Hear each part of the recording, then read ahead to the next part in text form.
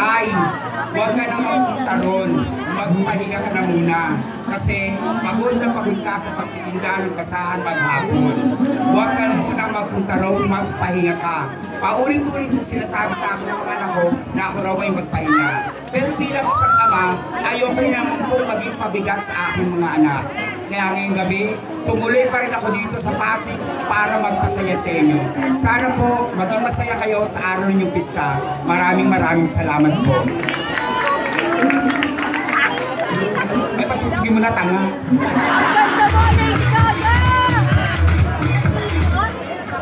Di mapigilang liningin, palaging may napapatingin. Kutis na kay sarap, haplos sa pusin, alagang sa kaskin. Di akong gagawin, alagang sa kaskin. Kinis na nakapansin, alagang sa kaskin.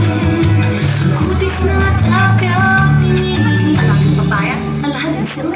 Ang busy-busy ng day ko, ang daming hinahabol. Pero di kailangan mag-worry, here go. Healthy and smooth, I'm here to pumalit natural. To the left, to the right, umikot na sabay-sabay. Bye-bye supply to the palm of my finger. To the left, to the right, umikot na sabay-sabay. Bye-bye supply, palm of my natural.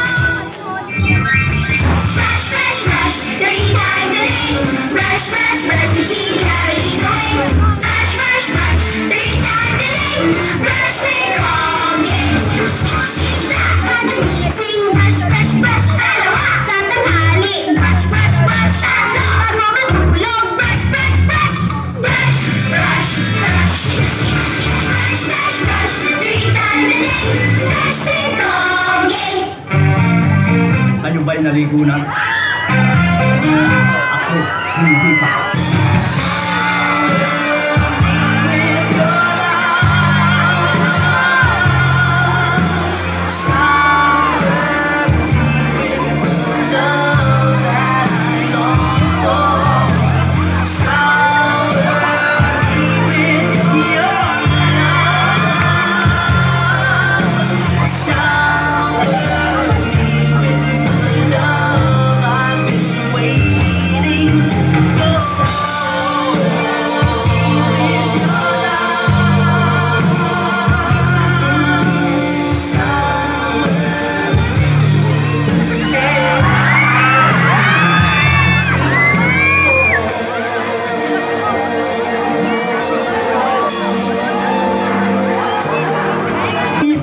Sa droga! Yan, what's up mga people? So, iba't ibang talento na po nakita nyo ngayong araw. Siyempre ngayong gabi po, I just want to share my talent sa isang mga tao na pwede kong masharean. So, pwede po pa ako makairan ng isang lalaki ngayon? Sino? Ito, Sino? Palaban din ha. Si Kuya. May anak na yata si Kuya eh. Yung pinata lang. Pinata dali. Halika dali. Halika na pinata. Halika na dali. Baka puro bakla kayo ha. Sino ba yung lalaki talaga? Ay,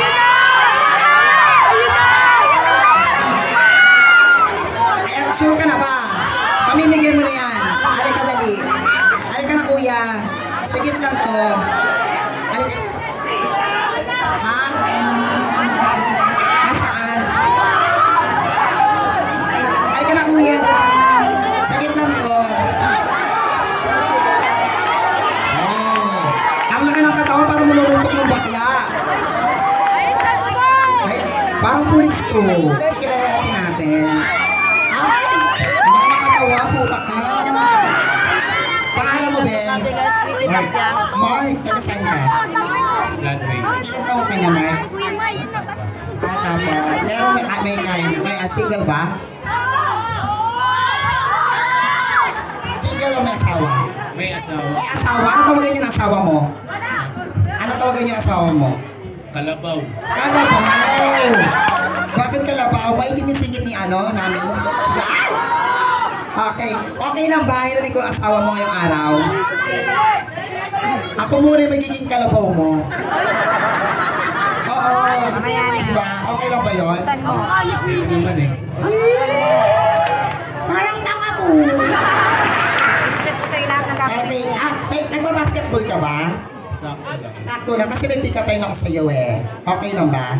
Sana bola na lang ako ng basketball. Okay. Huwag mo akong papasa sa iba hanggat di mo ako natitira.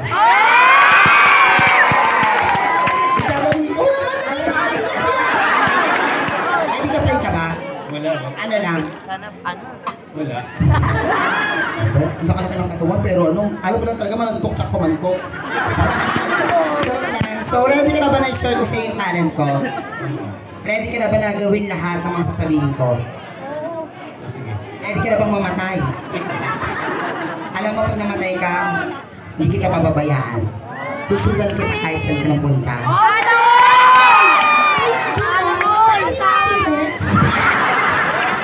So are you ready, be? Ready? So this time ha, ipapakita lang natin yung love story yung dalawang mag-asawa nung kapanahunan nyo pa. Yung panahon na grade 6 pa lang kayo bago kayo nagkakilala. Ang title po ng pelikulang ito ay Ang Pag-iting ng Singit ng Mrs. Ko. Are you ready? Okay guys ha, lahat tayo sabay-sabay. Lights, camera, and action! Music please.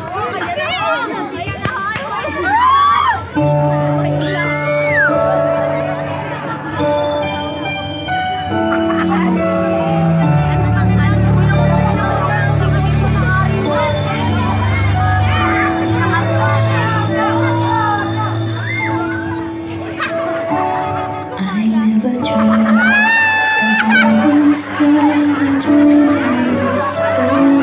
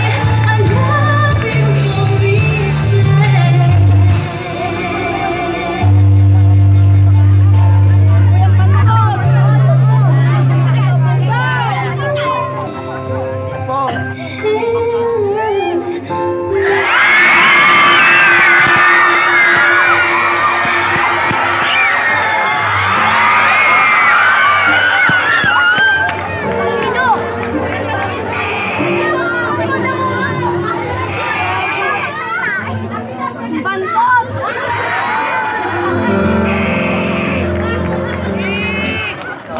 Tuwan-tuwa yung kiki mo, ha? Ayan, thank you so much, Bea. Batiin mo naman yung asawa mo. Hindi ko na ba? Ano gusto niya? Okay lang ba? Oy! Suwang-suwa ka na ba sa asawa mo? Ha? Okay lang? Okay lang ba i-kiss kita?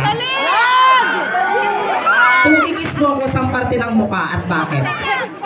Alubot! Sa noo, bakit? Sure ka na ba sa noo? Ha? Sure ka na nga sa noo? Sa kamay na lang. Sa kamay, sure na yan. Sa parte ng mukha lang. Okay, sa Pupurin tong asawa mo minsan eh. Hindi ko alam kung nakadroga din eh, no? Ano-ano, sa parte ng mukha lang. Sa noo, sure na. Ito po yung noo ko, game. Andito po yung ulo ko. Bless kay Lolo. Charot lang, kiss mo lang sa noo.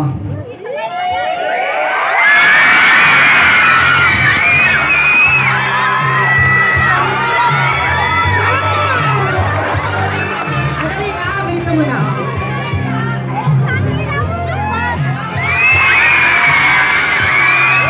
Thank you, Bea. Yeah, maraming salamat sa ikita mong talento. Napakabait mo. Siyempre para sa asawa ko, thank you so much. Ang redos ko mamaya ako pa mangihingi sa'yo.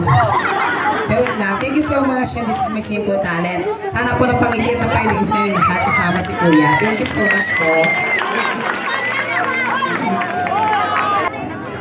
Bago ko po simulan ang aking talento, maaari po ba akong makahingi ng masibabong palakpakan po sa inyo? Dapat po talaga ako ni Jackie po yung talento ko, pero nag-adjust po ako. Nagamat nakikita ko po sa iilan na napakalami pong mga bata na naririto. Ang talento ko po ay hindi po pampalakpakan ng kalalakihan, hindi rin po hihiyawan ng mga kababaihan, at lalong-lalong po hindi hahangaan ng mga kabataan bagkus hindi pa po bukas sa kanilang isipan kung ano po ang salitang bakla. At para naman po sa mga tatay na meron pong anak na bakla, hindi po kami salot sa lipunan na magpapababa ng inyong dignidad bilang isang magulang. At ang aking pong talento ay inaalay ko po sa lahat po ng mga baklang nagmahal, nasaktan, pero lumalaban sa larong pagmamahal. Musiko, maestro.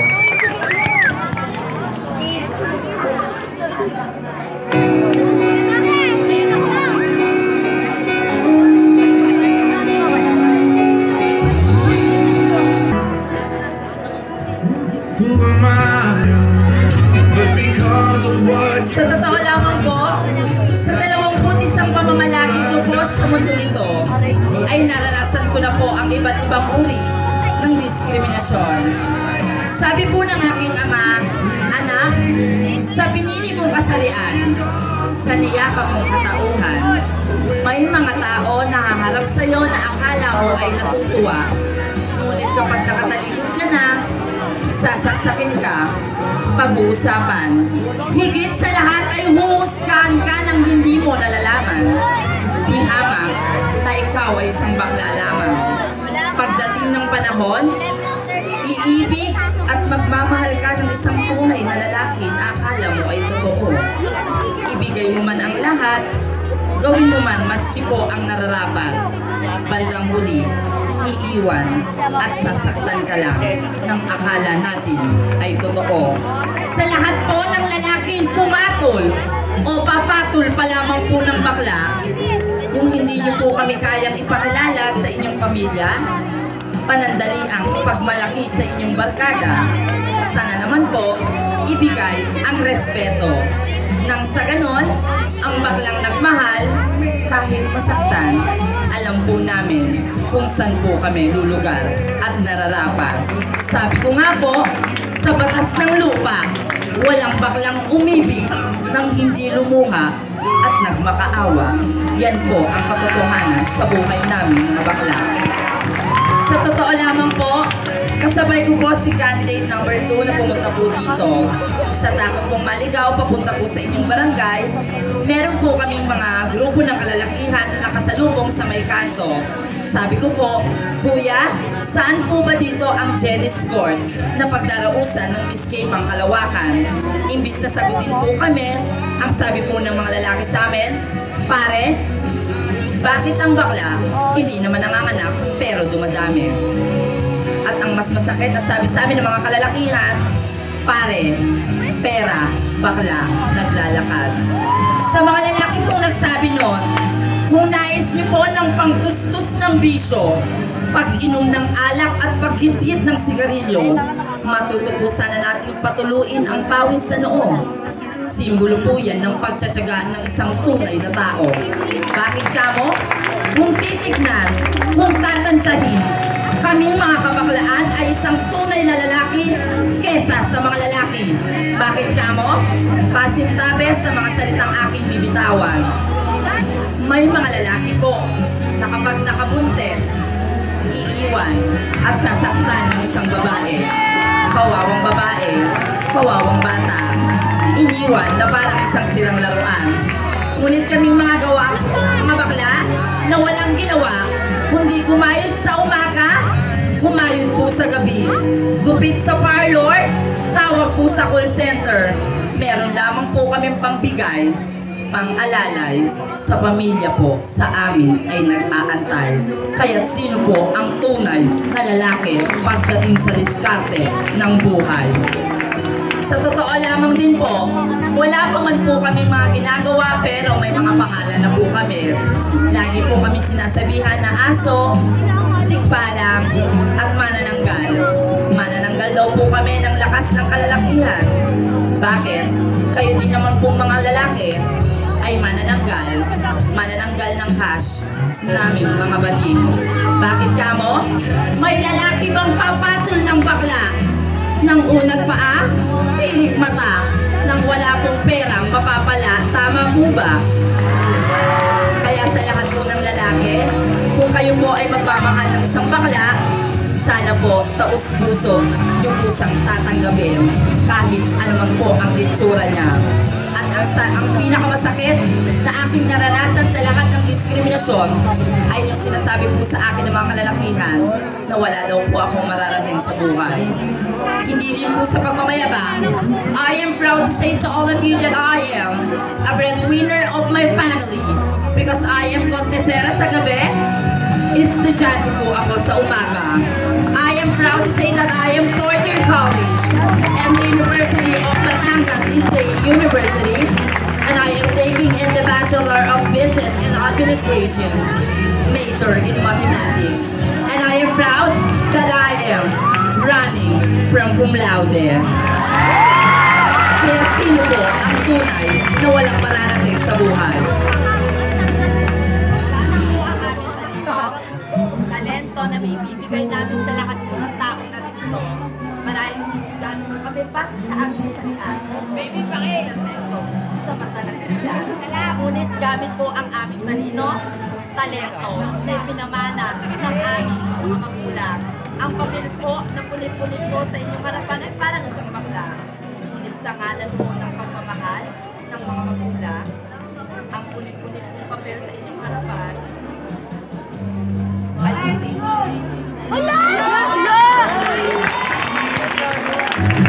Hindi po ako isang salamangkero, hindi din po ako isang magician.